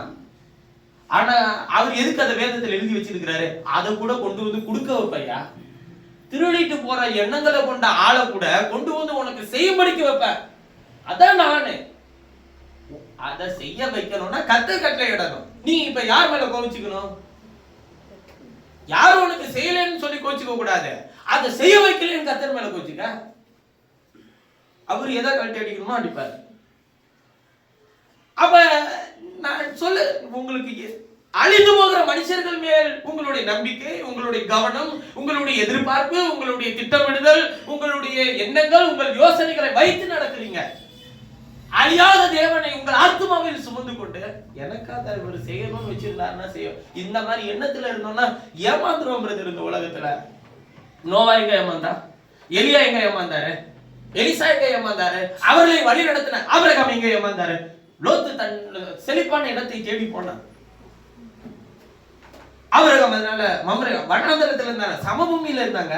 அவன் நிற்கிற பூமி தாங்க கூடாது இருந்தது. அவ்வளவு செழிப்பா கத்த வச்சிருந்தாரு. போது இருக்கிற நிறைய பேருக்கு எண்ணங்களே ரொம்ப குறுகினதா இருக்கும். உங்களுக்கு கர்த்தர் கொடுக்கணும், உங்க கைக்கு பிரயாசப்படு செய்து அதை உங்களை உயர்த்தணும்னு கர்த்தர் நினைச்சிருக்கிறாரா? உங்களுக்கு அந்த எண்ணங்களை தூண்டுறாரா? உங்களால முடிஞ்சதை செய்துட்டே இருங்க. என்ன இனிமே இருக்கு, இருக்கிற வரையும் செய்துக்கிட்டே இருங்க. வேலைக்குள்ள கொண்டு போய் உங்களை கதவை அடைச்சு மூடுற வரையிலும் உங்களோட அது அவர் வேலை. 6க்கு 2 சொன்னா 3க்கு 2 சொன்னா ஒன்னும் பிரச்சனை கிடையாது. அதெல்லாம் அவங்க பார்த்துக்கிட்டோம். உங்களை அதுக்குள்ள கொண்டு போறதுக்கு முன்னாடி எதுவரையும் உங்களால் கிரியை செய்ய முடியும்? மரணத்துக்கும் அந்த பாதாளத்துக்கு போகிற மரணத்தினுடைய கோலை தாண்டிட்டீங்கன்னா அதுக்கப்புறம் ஒரு கிரியை சொல்ல சொல்லி யாரும் சொல்ல போறது இல்ல. எழுந்திரு, எனக்கு சமைச்சு கொடு, எழுந்திரு, உனக்கு எனக்கு இதை பண்ணி கொடு, எழுந்திரு, இந்த காரியத்தை செய், எழுந்திரு, உன் குடும்பத்தை கவனித்துக்கொள், யாராச்சும் சொல்ல போறாங்களா? அவ்வளவுதான். செய்யறதெல்லாம் போதும், கொண்டு போய் அழுதுகிட்டே அடக்கம் பண்ணிட்டு வந்துடுவாங்க. வேலை முடிஞ்சு போச்சு. அதுக்கப்புறம் வந்து என்ன பண்ணுவோம்? அவரு போயிட்டாரு, நம்ம அடுத்து செய்ய வேண்டிய வேலையெல்லாம் செய்யணும்ல. 3 நாள் வந்து பால் தெளிப்பான். அப்புறம் 4வது நாள் அவ்வளவுதான், முடிஞ்சு போச்சு. அது கூட நம்மளாம் செய்ய மாட்டோம். பால் கூட கிடைக்காது உங்களுக்கு எல்லாம், பாத்துக்கோங்க. பாலும் கிடைக்காது, ஒண்ணும் கிடைக்காது. அண்ணனுக்கே அண்ணனுக்கே தெளிக்கிறாங்க. நம்ம அது கூட தெளிக்க மாட்டோமே. உள்ள வச்சதோட சரி முடிஞ்சு போச்சு. அதுக்கப்புறம் வந்து எட்டி கூட அவனாச்சும் ஒரு கல்யாணத்தினாலும் வச்சாச்சும் வந்து திரும்பி பாக்குறான். அது கூட வரமாட்டோம் நாங்க. தனியா விட்டுருவீங்களா? அப்படியே அவரோட இருக்க போறீங்க. நீங்க என்ன அந்த மண்ணுக்குள்ளே பட்டு கிடக்குறீங்க? அங்கிருந்து எடுக்கப்பட்டது அங்க ஏதோ ஒரு மண்ணுல வச்சு உங்களுக்கு முடியும். அவ்வளவுதான். ஒரு நம்பிக்கையோடு நாங்கள் காத்திருப்போம், எங்கே சந்திப்போம் என்று. ஒரு நாள் அவர் வரும்போது அவரிடத்தில் நானும் வருவேன், என்னோடு கூட நீங்களும் இருப்பீர்கள் என்கிற சந்தோஷத்தோடு காத்துக் கொண்டிருப்போம். அந்த சந்தோஷத்துல வந்து பிரியாணி செஞ்சு சாப்பிட்டு ஏற்பட்டு நிம்மதியாப்படுத்துறோம். அந்த டயர்ல பாவம் 2 நாள் அழுது போனாங்க. ஒரு நாள் பூரா ஈரோடு மாதிரி இருக்கணுங்க. யாரு வரதுக்கு முன்னாடியே டக்குன்னு எடுத்துட்டு போயிட்டே இருக்கணும். அப்புறம் நீ 1 மாசம் வந்து துக்க விசாரி, வேலை முடிஞ்சு போச்சு. சேர்த்து 3 மணி நேரத்துல எடுத்து அடக்கம் பண்ணிடுவாங்க. இப்ப சொந்தக்காரன் வரணும் வரக்கூடாது இதெல்லாம் பார்க்க கிடையாது. 3 மணி நேரம் தான், அதிகபட்சம் 3 மணி நேரம். யார் வரா வந்துகிட்டு இருக்கிறான் அதெல்லாம் கிடையாது, கணக்கே கிடையாது. எடுத்து முதல்ல அடக்கம் பண்ணணும், அப்புறமேட்டு அடுத்த கதையை பேசிக்கலாம். எங்கேயும் எந்திரிச்சு வந்துட்டாங்க என்ன பண்றது, 3 மணி நேரம் தாண்டி. அதனால டக்குன்னு முதல்ல அடக்கம் பண்ணிடுறாங்க. நம்ம தமிழ்நாட்டுல எத்தனை விதமான பண்பாடுகள் பழக்க வழக்கம் இருக்கு நீங்க நினைக்கிறீங்க? ஒரு சில இடத்துல 3-4 நாள் வச்சுட்டு அழுதுட்டே இருப்பாங்க. அது அவர்களுடைய விஷயம்.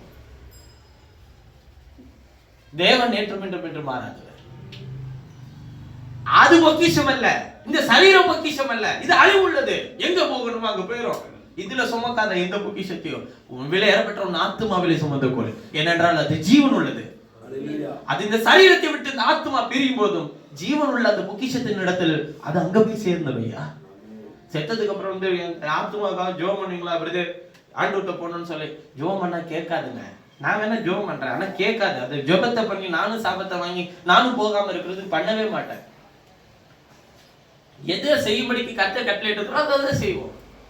என் தகப்பன் மறித்து விட்டார், என்னை பின்தொடர்ந்து வாடான்னு ஒருத்தர் கூப்பிட்டா அவர் சொல்றாரு என் தகப்பனை அடக்கம் பண்ணிட்டு வரேன். அதுக்கு அவர் சொல்றாரு கூலா மறித்தவர் அடக்கம் பண்ணட்டும், நீ என்னை பின்தொடர்ந்து வா. என்ன ஒரு அதிகாரமான பேச்சு நீங்க நினைக்கிறீங்க? ஒரு இறக்க ஈவு இருக்கமே இல்லையா ஆண்டவருக்கு? தகப்பன் மறிச்சிட்டாருன்னு சொன்னப்ப மறித்தோர் அவர் சொன்னது தகப்பனை நீ அடக்கம் பண்ண வேண்டான்னு சொல்லல. அதாவது அவர் என்ன சொல்றாரு, மறித்தோரை அடக்கம் பண்ணட்டும், நீ என்ன பின்தொடர்ந்து வா. ஜீவன் உள்ளவன் பின்தொடர்ந்து வா, மறித்தோரை பின்தொடர தேவையில்லை, இனிமே அவன்கிட்ட வரப்போறது இல்லை அப்படின்னு அவர் சொல்றாரு. அதனால அவன் சீதை உதவி எல்லாம் வாங்கி ஏதோ ஒண்ணு பண்ணிக்கின்னு கூட என்ன பண்ணட்டும், அவன் வச்சுக்கிட்டு விடு. ஜீவன் உள்ளவரை பின்தொடருங்க, ஒரு தீங்கு உங்களை சேதப்படுத்தாது.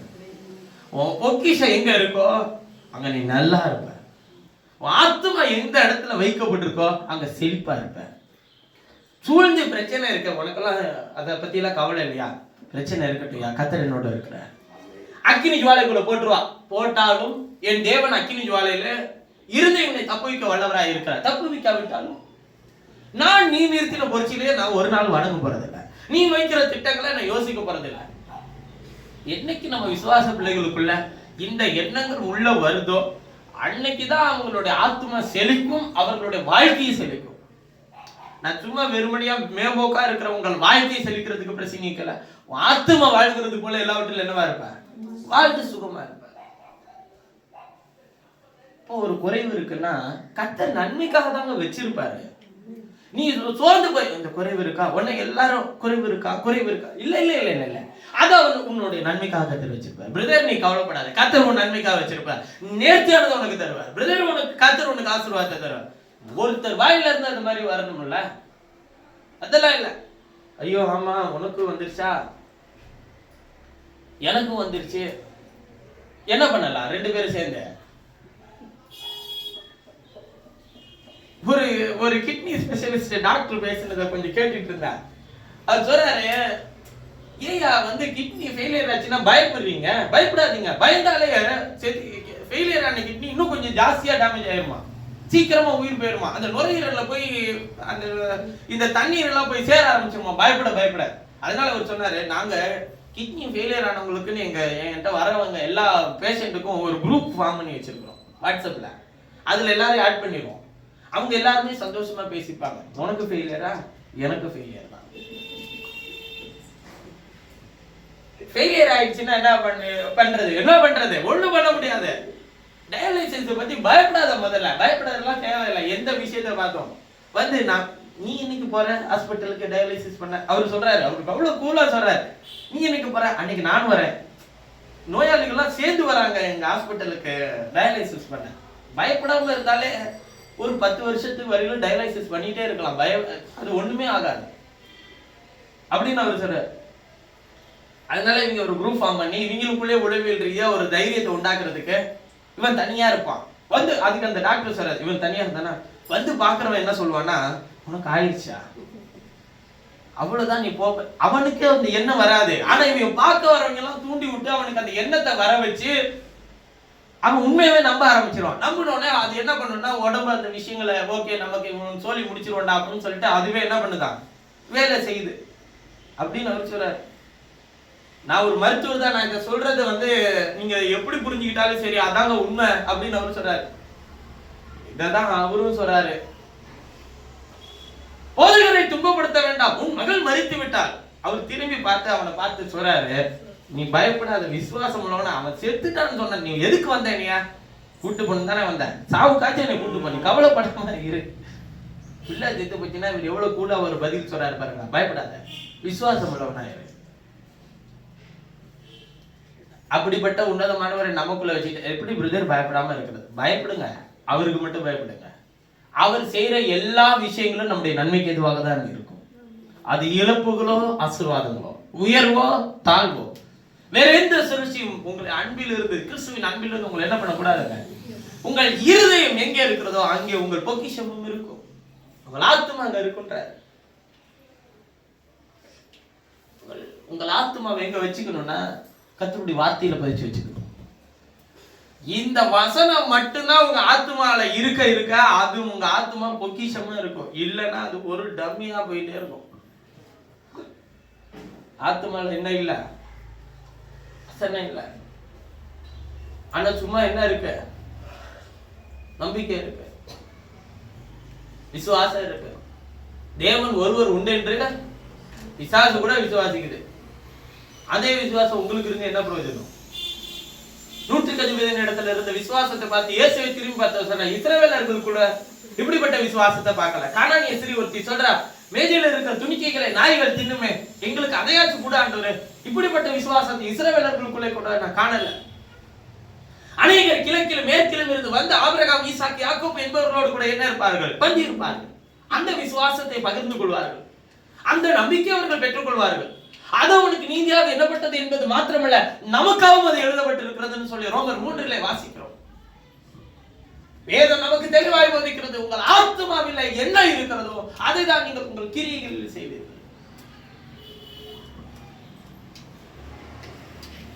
உலகத்துல ஒரு பழமொழி இருக்கு, எண்ணம் போல வாழ்க்கை. ஆனா ஆண்டவர் சொல்றாரு, ஓ என்ன என்னுடைய எண்ணமா, என் சிந்தையாவே இருந்தா மட்டும்தான் உனக்கு வாழ்க்கை, இல்லைன்னா என் சிந்தை உனக்குள்ள இல்லைன்னா உனக்கு ஜீவியமே இல்லைங்க. கிறிஸ்துவை போல மாற உடைய மாற்ற தேவையில்லை, கிறிஸ்துவை போல மாற உங்களுடைய பேச்சை மாற்ற தேவையில்லை, கிறிஸ்துவை போல மாற உங்களுடைய பழக்க வழக்கங்களை, அதாவது சுற்றி இருக்கிற விஷயங்களை எல்லாம் வீட்டெல்லாம் மாத்தி பொருள் எல்லாம் எடுத்து போட்டு எல்லாத்தையும் பண்ணிட்டு இருந்ததுனால கிறிஸ்துவை போல மாறிட முடியாது. கிறிஸ்துவை போல மாற உங்கள் இருதயத்தை மாற்ற வேண்டும். அது ஒரே நாள்ல மாறிடாது. ஏன்னா அந்த ஜென்ம சுபாவம் ஒண்ணு இருக்குல்ல, அது என்ன பண்ணிட்டே இருக்கும், அது அப்பப்ப எட்டி பார்க்கும். அது யாரு கொடுத்தது? ஆதார் கார்டுல உங்க பேருக்கு பின்னாடி ஒரு பேர் இருக்குல்ல, அவரு கொடுத்தது. அதனால அதை என்ன பண்ண முடியாது, மாத்த முடியாது, கிடையாது. அது வரும். எப்போ உங்க பேருக்கு பின்னாடி அப்பப்ப இவரு பேர் இல்லையா, எனக்கு நான் அவரோட பிள்ளையா, நான் அவரோட பிள்ளையா நீங்க நினைச்சுக்கிட்டே இருக்கிறீங்களோ, அப்பதான் அது மாறவே முடியும். இங்கே தவறுகள் செய்கிறது சகஜம். அதை திருத்திக் கொள்ள கர்த்தர் வழியை அவர் உண்டாக்கி வைத்திருப்பார். ஆனால் அங்க திரும்பி வரல அப்படின்னா இழந்து போறது நீதான், உன் ஆத்மாவினுடைய ஜீவனை இழந்து போயிடுவார். அதெல்லாம் மனுஷங்களோட உங்களை ஒப்பிடாதுங்க, மனுஷங்களுடைய சூழ்நிலையோட உங்களை ஒப்பிடாதுங்க. கர்த்தருடைய வேலைக்காரனே சொல்லுங்க, உங்கள் இருதயம் கிறிஸ்துவோடு இருக்கட்டும், அந்த பொக்கிஷத்தை நோக்கி பயணம் செய்யுங்கள். யார் உங்களோடு கடைசி வரையிலும் வரப்போகிறது? எதுவரையிலும் வருவார்கள், அடக்கம் என்ற வரையிலும் எல்லாரும் வருவார்கள். நீங்கள் பார்க்கிற உறவுகள் குழியிலே போட்டு மன்னதரிட்ட அங்க யார் இருப்பார்? அங்கேயும் அவர் தான் இருப்பார். அதுதான் தாவீது சொல்லுகிறார், பாதாளத்தில் படுக்கை போட்டார்கள், அங்கேயும் நீர் இருக்கிறேன், அங்கேயும் உடைய கரம் என்னை தாங்குகிறது. எதுக்கு பிரதர், சுகத்தோட பாதுகாத்துட்டு இருக்குமா? இல்லையா, ஒரு நாள் உன்னை உயிர்ப்பிக்கிறதுக்காக அங்கே ஒரு கரம் இருக்கும். என்னுடையவன் என்பதை அடையாளப்படுத்துகிறதுக்காக அங்கே கரம் தாங்கி அங்கேயும் அவர் தான் இருப்பார்ன்றதுக்கு ஒரு உதாரணம் வேதத்திலிருந்து சொல்லவா? செத்து போன தீர்க்கதரிசியினுடைய எலும்புகளின் மேல் செத்து போன இன்னொருவனுடைய உடலை கொண்டு வந்து போட்ட போது அவன் காலூன்றி எழும்பி நின்றான். அங்கேயும் தீர்க்கதரிசியோடு கரம் தாங்கினது. ஏன் அவனை உயிரோட வச்சிருக்க வேண்டியதானே? அதெல்லாம் நீங்க அவர்கிட்ட கேட்க கூடாது. ஏன் அவரை வச்சிருக்க? ஆண்டவர் ஜிபிஎத்தின் நாட்கள் முடிஞ்சிச்சுன்னா என்ன பண்ணிட்டே இருப்பாருங்க, ஓண்டு போயிட்டே இருப்பாரு. இப்படியே எல்லாரையும் வச்சுட்டே இருந்தா என்ன பண்றது? அதனாலதான் பார்த்தா 900 வருஷம் இந்த மனுஷனுக்கு 700 மாத்தினாரு. அப்புறமேட்டு 700 இருந்தது, என்ன ஆச்சு? சடனா எத்தனை மடங்கு குறைச்சாருன்னு நீங்க நினைக்கிறீங்க? இவனோட 50 வருஷமே என்னால போராட முடியாது. மனுஷனுடைய ஆயுசு நாட்கள் 120, அவ்வளவுதான் போதும். மோசே பார்த்தார் 120ன்னு சொல்லிடு ஆண்டவரே, இப்ப பார்த்தா 70-80 தாண்டது கஷ்டமா இருக்கு ஆண்டவரே. அதுவே அவரு இவ்வளவு காலம் வாழக்கூடிய மனுஷனோட என்ன பண்றது இல்லைன்றாருங்க. உங்களோட அவர் போராட மாட்டேன்றாரு. ஆனா நீங்க என்ன பண்ணிட்டு இருக்கீங்க? எல்லாரோடையும் போராடி நான் என்ன சொல்றேன், இவன் என்ன சொல்றான், இவன் என்ன பண்றான், ஒன்னும் பண்ண முடியாது. உன் வேலையை நீ செய், என் வேலையை நான் செய்யறேன். அவர்கள் கொடுத்த கர்த்தருடைய பங்கை அவர்கள் செய்து முடித்தால் பரலோகத்திலே உங்கள் பொக்கிஷம் என்னவா இருக்கும்? மிகுதியா இருக்கும். உன் கிரியைக்கு தான் பலன் உண்டு. இங்க போன்ற டிராமாக்கள ஒரு பலனும் கிடையாது. அது எல்லாத்துக்கும் பலன் இங்கே என்ன பண்ணியாச்சு, முடிஞ்சிடும். கிரியைக்கு பலன் நிச்சயமா உண்டு. அதை அவர் வரும்போது அவர் தம்முடைய பிள்ளைகளுக்கு கொண்டு வருவார். பலனை கொஞ்சமாச்சும் அவர் எடுத்துட்டு வர வைங்க. ஒண்ணுமே இல்ல, வெறும் சட்டியை தூக்கிட்டு வர வச்சிடாதீங்க. வெறும் சட்டி இருந்துச்சுன்னா ஒண்ணுமே கிடையாது. அவர்களுடைய பொறுப்பை குடும்பத்தில் செய்யுங்கள். பிள்ளைகள் பெற்றோர்களுக்கு செய்ய வேண்டிய பொறுப்பை செய்யுங்கள். பெற்றோர்கள் பிள்ளைகளுக்கு செய்ய வேண்டிய பொறுப்பை செய்யுங்கள். கணவன் மனைவிக்கு செய்ய வேண்டிய பொறுப்பை செய்யுங்கள். மனைவி கணவனுக்கு செய்ய வேண்டிய பொறுப்பை செய்யுங்கள். சபைக்கு பிள்ளைகள் செய்ய வேண்டிய, வேலைக்காரர்கள் செய்ய வேண்டிய பொறுப்பை செய்ய வேண்டும். ஊழியர்கள் பிள்ளைகளுக்கு, விசுவாசிகளுக்கு செய்ய வேண்டிய வேலையை செய்யுங்கள்.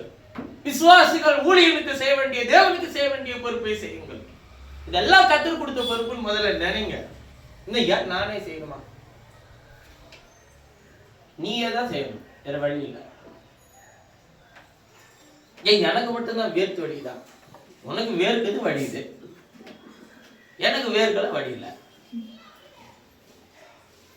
இந்த சும்மா அடுத்தவங்களோட கம்பாரிசன் பண்ணி நானே தான் செய்யணும். உங்களுக்கு நான் இப்ப நான் இது ரெக்கார்ட்ல இருக்கு, இல்லைன்னு வச்சுக்கோங்களேன், நான் வேற ஒரு விஷயத்த நான் கேட்டுருவேன். வழியிலேயே உட்காந்துட்டு போற வழி ஒண்ணு இருக்குல்ல, அது அனுபவிச்சிருந்தா உங்களுக்கு தெரியும் நினைக்கிறேன். இந்த டிரைவர் சீட் எல்லாம் கேட்டு பாருங்க, இல்லைன்னா ரொம்ப தூரம் வண்டியில பயணம் செய்யறவங்கள்ட்ட கேட்டு பாருங்க, எங்க ஒரு வழி வலிக்கணும்னு கேளுங்க. அந்த வழி கொஞ்சம் எரிச்சலா இருக்கும். எங்கேயாச்சும் கீழே இறங்கி குதிச்சிடலாம் போல இருக்கும். அது ஏன் போறோம், எதுக்கு செய்யறோம் சொல்றது ரொம்ப கூலா சிலர்லாம் சொல்லுவாங்க, பிரதர் நான் வரல, சரி நான் வந்திருக்கிறேன்னே வா. அதான் நான் சொன்னல, என்னை மாற்ற முடியாது யாராலையும். நான் வரலன்னா என்னை விட்டுரு, நான் விட்டுறேன். இன்னொருத்தவர்கிட்ட பிடிச்சி கொடுத்துட்டு தான் நான் விடுவேன். அவர் உன்னை கூப்பிடுவார் பாரு, எப்படி கூப்பிடுவா, அப்ப நீ கதறிட்டு ஓடியாருவேன், பிரதர் என்னை காப்பாத்து. அப்ப இனி உன்னை விட்டுரு, நீ தான் சொன்ன. அவனை விட்டா யார் உன்னை எப்படி ஓடி வர வைக்கணும்னு அவருக்கு தெரியும். தானே நான் திருப்பி சொல்றேன், நீ யார்கிட்டனாலும் எதனாலும் கோவிச்சுக்க, சண்டை போட்டுக்க, நீ அவர்கிட்ட வச்சுக்காதீங்க. அவருக்கு செய்ய வேண்டிய கனத்தை செலுத்திடுங்க, அவருக்கு செய்ய வேண்டிய மரியாதையை செலுத்திடுங்க. அவருடைய வேலைக்காரனுக்கு, அவருடைய ஊழியத்துக்கு, அவருடைய ராஜ்யத்துக்கு என்ன செய்யணுமோ அதை செஞ்சிருங்க. அவர் என்ன எதிர்பார்க்கிறாரு? மேல கட்டணும்னு சொன்னார் பிரதர், அதை கொடுத்துருந்தா போதுமா? அதான் சொல்லையா, ஆராதனை, தொழுகை, ஜெபம், கூடுகைகள், இதெல்லாம் யாருக்காக ஏற்படுத்துறது? கர்த்தருடைய பிள்ளைகள் பலன் அடைகிறதற்காக. அப்ப அது செய்யலன்னா, அதை கொடுக்கலன்னா யார்கிட்ட கேட்பாரு? உங்கள்கிட்ட தான் கேட்பாரு. இப்ப சாப்பாடு செஞ்சு சாப்பிடலன்னா சாப்பிடுன்னு கூப்பிடுவாரு. அவன் சொன்னா, சாப்பாடு செஞ்சிருக்கேன்டா சாப்பிட வாடான்னு சொன்னா, நான் இப்பதான் கல்யாணம் பண்ணேன், நான் கொஞ்சம் விருந்து இருக்கு, விருந்து சாப்பிடதான் அவனை கூப்பிட்டேன், இப்பதான் நான் மாடு வாங்கியிருக்கேன். அப்புறம் என்ன சொன்னா, இப்பதான் ஒரு விஷயம், நான் போயிட்டு வந்துடுறேன். கல்யாண விருந்து அவர் பார்த்தாரு, நீங்க யாருமே வேண்டாம், அந்த சந்திகளிலும் தெருக்களின் ஓரங்களிலும் வஸ்திரம் இல்லாமல் உட்கார்ந்து இருக்கிறான்ல, அவனெல்லாம் தூக்கிட்டு வா, அவனுக்கு நான் வஸ்திரத்தை கொடுத்து நான் போஜனத்தை கொடுப்பேன். நல்லா விளங்கிக்கோங்க. நீங்க இல்லைன்னா இங்க ஒண்ணுமே செய்ய முடியாதுன்னு அர்த்தம் கிடையாது. கர்த்தர் உங்களை கொண்டு என்ன செய்யணும்னு திட்டம் விட்டிருக்கிறாரோ அதை செய்து முடியுங்கள்.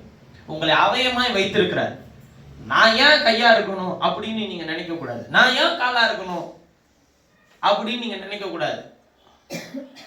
கண்ணை பாரு, ஜாலியா அது பார்த்துக்கிட்டு இருக்கு, கால் பாரு நான் தாங்கிட்டு இருக்கிறேன், என்னை யாராச்சும் தெரியுமா அப்படின்னு அது நினைச்சிச்சுன்னா என்ன பண்றது? கண்ணு வேலையை செய்யட்டும், கால் வேலையை செய்யட்டும். உங்களை எதுக்காக வச்சிருக்கிறாரோ அந்த வேலையை கரெக்டா செய்யுங்க. அதை விட்டு என்னையெல்லாம் பிரதர் இம்பார்ட்டன்டே கொடுக்க மாட்டாரு. நான் யாருங்க உங்களுக்கு இம்பார்ட்டன்ட் கொடுக்க? பிரதருக்கு நாங்கெல்லாம் முக்கியமே இல்லை. பிரதருக்கு நீ முக்கியமா, தேவனுக்கு நீ முக்கியமா?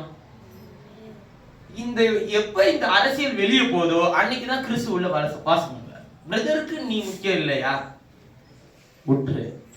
தேவனுக்கு நீ முக்கியம். அதனாலதான் ஒரு வசனத்தை வெளிப்படுத்துற. அதை யாரை கொண்டு யாருடைய குரல்ல பயன்படுத்தி வெளிப்படுத்துறாரு? அதுக்கும் பிரதர் தானே. அப்ப பிரதருக்கு யாரு முக்கியம் இல்ல? யாருக்கு முக்கியம்? இந்த பிரச்சனையே வராதாங்க, அவர் அவனை பயன்படுத்தி பேசுறாரா? அவ்வளவுதான். கேட்கிறோமா? அவ்வளவுதான். உன்னுடைய கஷ்டங்களை சொல்லும் போது அதெல்லாம் என்கிட்ட சொல்றேன், நான் கேட்கறேன். எதுனால வந்துச்சுன்னு கூட தான் தெரியும் எனக்கு. ஆனா நான் சொன்னா நீ திருப்பி தாங்குவியா? உடனேல நீ என்ன பேசுனா இப்ப என்ன அனுபவிச்சுட்டு இருக்கிறேன்னு எனக்கு தெரியுதா? எதுக்கு நான் அது இதெல்லாம் சொல்லக்கூடாது? எனக்கு தேவையில்லாது. இதான் நான் சொல்றேனே. இல்ல நீங்க சொல்லுங்க. இல்ல வேண்டாம், அது நல்லா இருக்காது, அது அசிங்கமா இருக்கு, வேண்டாம், விட்டுரு. உனக்காக ஜெபம் பண்றேன், உன்னுடைய நீங்க முடிக்க நான் ஜெபம் பண்றேன். கர்த்தர் இரக்கம் பாராட்டி கொண்டு இருக்கிறார். அவர் கிருபையா உன்னை வழி நடத்துறார். இந்த அழுத்தத்தை கொடுத்தது அவர் தான். சொல்ல முடியாம தவிக்கிறேன் நான் சிலர் இடத்துல. கழுத்தை தூக்கி கொண்டு போய் மூளையோட சாத்தினாதான் சிலருக்கு என்ன பண்ணுதுங்க தெரியுது. அதனால அந்த நெருக்கடி வரும்போது நான் என்ன பண்ண வேண்டியதா இருக்கு? ஐயா சாவு மட்டும் அடிச்சிடாது, நீர் உங்களுக்கு இரக்கம் பாராட்டும். பொக்கிஷம் எங்க இருக்கணுமோ அங்க இருதயம் இல்லையா? இருதயம் முழுசும் வேணா யோசிக்கிறான், வேணா பண்றான், வேணா செய்ய போறான். தேவையில்லை, தேவையில்லாத விஷயம் அது உங்களுக்கு. அவன் உனக்கு ஏதாச்சும் அநீதி செய்யணும், தீங்கு செய்யணும்னு அவன் நினைச்சிருந்தாக்க கூட கர்த்தர் அதை கூட நன்மையாக உனக்கு மாற பண்ண தேவன் உள்ளவராக இருக்கிறார். ஆனா நம்ம மனுஷனை பாக்குறோமே தவிர அதை மாற பண்ற தேவனை பாக்குறது இல்ல. நீங்களும் எனக்கு தீமை செய்ய விரும்பினீர்கள், கர்த்தர் எனக்கு என்னவா இருந்தார்? நன்மை செய்தார். யோசபாத் ஆகாப்பு வந்து வேஷம் போட்டு உட்கார வச்சு அனுப்புனானா இல்லையா? கர்த்தர் யாருக்கு நன்மை செய்தார்? ஆகாப்புக்கா யோசபாத்துக்கா? யோசபாத்துக்கு நன்மை செய்ததுனாலதான் அவனை தப்பு வச்சு எதர்ச்சியா விட்ட அன்பு ஆகாப்பினுடைய ஈரலை கலந்துருச்சு. அந்த தேவன் ஏற்ற வேண்டும் என்று மாறாதவர் தானே. நீ கர்த்தருடைய சத்தத்துக்கு செவி கொடுத்தனா அவர் உனக்காக கிரியை செய்ய மாட்டார், அவர் உனக்குள்ள வாசம் பண்ண மாட்டாரா? உன் இருதயம் தேவன் மேல மட்டும் இருக்கட்டும். ஆத்துமா விலையேறப்பட்ட பொக்கிஷத்தை நீ சேர்த்து வைத்து போ. சத்துரு முன்னாடி நின்று கதறிட்டு இருக்கிறான், இஸ்ரவேல்ல தேவன் இல்லை என்று சொல்லி. இவனுக்குள்ள இருந்த அந்த பொக்கிஷத்துக்குள்ள இருந்த விலையேறப்பட்ட தேவனுடைய ஜீவன் கோலியாத்துக்கு முன்பாக போய் நின்று அவனை தரையில விழ செய்தது. கிதியோனுக்குள்ள இருந்த அந்த ஜீவன் கர்த்தருடைய பட்டயம் கிதியோனுடைய பட்டயம் என்று சொல்ல வைத்தது. எங்க போய் யுத்தம் பண்ணினான்னு சொல்லுங்க பார்க்கலாம். இல்லைங்க, யுத்தம் கர்த்தருடையது, அவர் பார்த்துக் கொள்வார். நீ ஆத்துமா இழந்து போயிடாத, அதுதான் விலையேறப்பட்டது. ஆத்மாவுக்குள்ள ஜீவன் உண்டு. என்ன பிரியப்படுத்த நீங்க எதனாலும் செஞ்சிடலாங்க. இல்ல என்கிட்ட வந்து நீங்க ரொம்ப நல்லவங்கன்றதை என்கிட்ட காட்டிக்கலாங்க. அதனால உங்களுக்கும் ஒரு பிரயோஜனம் இல்லை, எனக்கும் ஒரு பிரயோஜனம் இல்லையா? உங்கள் இருதயத்தின் நினைவை நீ எதற்காக அந்த வார்த்தையை உச்சரித்தா என்பதை முதற்கொண்டு தேவன் அறிவார். அதை தேவன் அறிவார். நீ அவர்கிட்ட ஏமாத்திடாதீங்க, அவர்கிட்ட உண்மையா இருங்க, அவரிடத்தில் மாத்திரம் உண்மையா இருங்க, எதையும் விட்டு விடாதீர்கள். எல்லா விஷயத்திலும் தேவனிடத்தில் மாத்திரம் அன்பு செலுத்துங்கள், தேவனுக்காக மாத்திரம் வாழுங்கள். உனக்கு நாசியில ஜீவனை கொடுத்திருக்கிறது கர்த்தருடைய ஜீவன். சரீரத்தின் ஜீவன் என்று நினைத்தால் தவறுதலான புரிதலில் இருக்கிறார். நீ கர்த்தருடைய ஜீவனை பெற்றிருக்கிறார். இங்க உட்கார்ந்து இருக்கிற ஒவ்வொருவருக்கும், இந்த செய்தியை கேட்டுக்கொண்டிருக்கிற ஒவ்வொருவருக்கும் உங்க நாசியில இருக்கிற ஜீவன் கர்த்தருடையது. அவருக்கு மாத்திரம் உண்மையா இருக்கும். மற்ற எந்த ஒரு காரியத்தை நீங்கள் நாளை, நேரத்தை, மனிதர்களை, சூழலை வெறுக்காதிருங்கள். அதை அனுமதித்த தேவனுக்கு நன்றி செலுத்துங்கள். கர்த்தர் உன்னை இன்னும் உயர்த்துவார். எங்கோ ஒரு இடத்துல நீ தவறு செய்திருப்பாய், ஒத்துக்கொள். கர்த்தரோடு கூட ஒப்புரவாக தேவனை மேன்மைப்படுத்த. நீ அவிசுவாசமான வார்த்தைகள் உன் நாவில உதிர்க்காத. கர்த்தர் என்னோடு கூட இருக்கிறான் என்று சொல்லி அறிக்கை செய், கர்த்தர் உன்னை உயர்த்துவார். அவருடைய வார்த்தை எனக்குள் ஜீவித்துக் கொண்டிருக்கிறது என்று அறிக்கை செய், கர்த்தர் உன்னை உயர்த்துவார். அவருடைய சித்தத்தையின்படி என்னை நடத்துவர் வல்லவராக இருக்கிறார் என்று சொல்லி ஜெபி, கர்த்தர் உன்னை நடத்துவார்.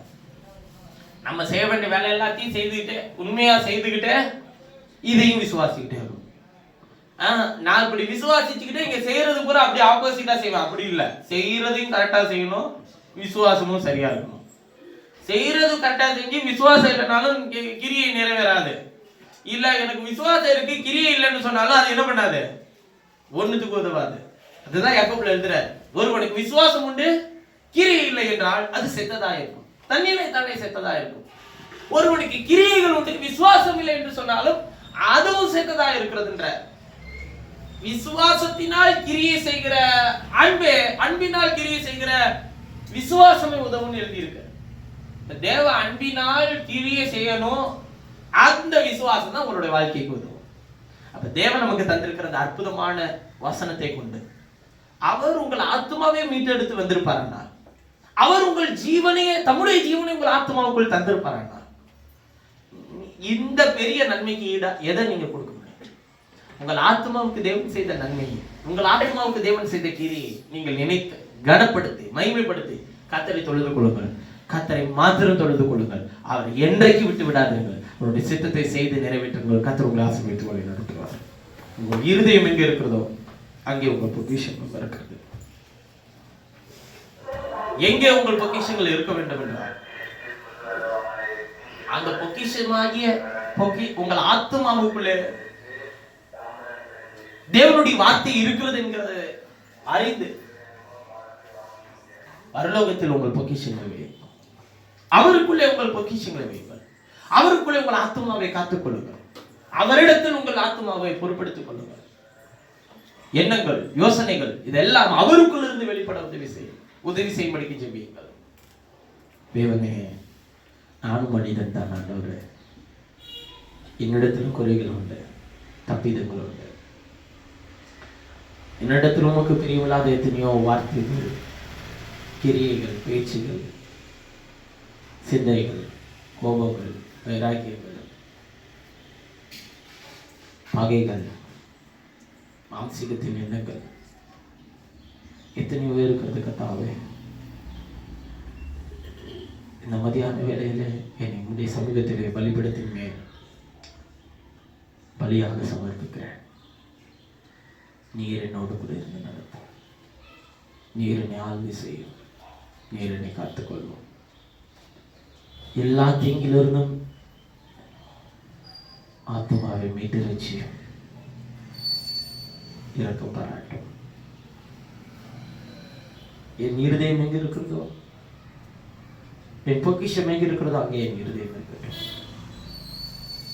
என்னுடைய பொக்கிஷம் எது ஆண்டவரே? நீர் தந்த வசனம் தான்.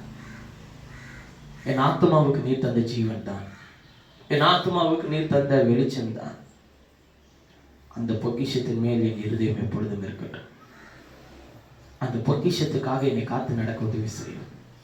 அந்த பொக்கிஷத்துக்காக வாழ உதவி செய்யும். அந்த பொக்கிஷத்துக்காக நிற்க உதவி செய்யும். அந்த பொக்கிஷத்துக்காக விட்டு கொடுக்க உதவி செய்யும். அந்த பொக்கிஷத்துக்காக அன்பு செலுத்த உதவி செய்யும். தேவன் இறங்கும். ஊழியம் உடையது கர்த்தாவே, என்னுடையதல்ல. நான் ஒன்றுமே செய்ய முடியாது. நீர் என்ன கட்டளையிடுகிறீர்களோ அதை மாத்திரம் செய்கிறேன். மனுஷனுடைய விருப்பங்களுக்காக அல்ல, தேவ விருப்பத்துக்காக செய்து முடிக்க எனக்கு உதவி செய்யும். மனுஷர்கள் தங்கள் விருப்பங்களின்படி என்னை இழுக்காமல் உம்முடைய விருப்பத்தின் பாதையிலே நிலைத்து நின்ற கர்த்தருக்கு என்று கனி கொடுக்க உதவி செய்யும். சரியானதை மேல் என் கால்களை எடுத்து எப்பொழுது வைக்க உதவி செய்யும். தவறானதை எப்பொழுதும் உதறி போட உதவி செய்யும். அப்படிப்பட்ட இருதயத்தை தார். உம்முடைய பிள்ளைகளுக்கு கடிந்து கொள்ளுதலை எல்லாம் கொடுக்கும்போது அதை அவர்கள் மனம் தள்ளாமலும் அவர்கள் அதை விட்டு விலகாமலும் இருக்கும்படி உதவி செய்யும். சகோதரன் தான் பேசுகிறான் என்றல்ல, அவனை பயன்படுத்தி கர்த்தர் பேசுகிறான் என்கிற உணர்வை தார். இரக்கம் பாராட்டும். உங்களுடைய ஜனங்களுக்கு இறங்கும். எங்கள் நேசிக்கிற எங்கள் பரலோக பிதாவை ஆசீர்வதித்து கொடுக்கப்பட்ட அற்புதமான இந்த நல்ல மதியான வேலைக்காக நன்றி. எல்லா தீங்கிலிருந்தும் எல்லா பலவீனங்களிலிருந்து விடுதலை தாரும்.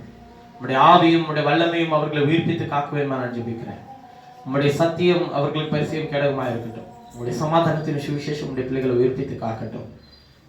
எல்லா நன்மையும் கிருபையும் உடைய பிள்ளைகள் பெற்றுக்கொண்டவர்களாய் வாழ்ந்து வளர்ந்து சுகித்திருக்க முடிய நாமத்தினால் ஆசீர்வதியும். ஆண்டவரே, எல்லா பாவத்திலும் அசுத்தத்திலிருந்து விடுதலை தாரும். தேவைகளை சந்தியும்.